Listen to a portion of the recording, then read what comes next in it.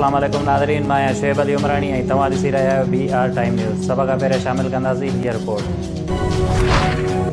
PTI ममनू funding case में FIA जो इस्लामाबाद समेत 6 अहम शहरनि में तहक़ीक़ात जो आगाज़।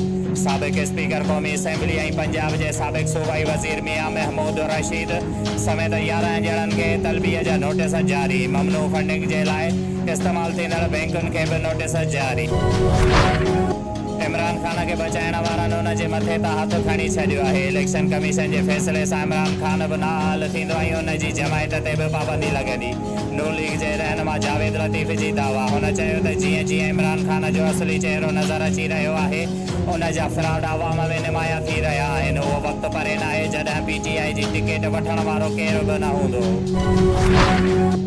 मौजूदा हुकूमत हर मैदान में बुरी तरह नाकाम थी चुकी है। फौरी तौर इंतखाबनि जी तारीख़ ॾे चेयरमैन तहरीक इंसाफ़ जो PTI सियासी कमेटी के इजलास सां खिताब इजलास में इमरान खान के 90 हल्कनि में ज़मनी इंतखाब बढ़ाइण मुतालिक़ कानूनी उमूर जो जाइज़ो। अरकान असैम्बली जी इस्तीफ़ा के मुतालिक़ हिकमत अमलीअ ते बि ब्रीफिंग।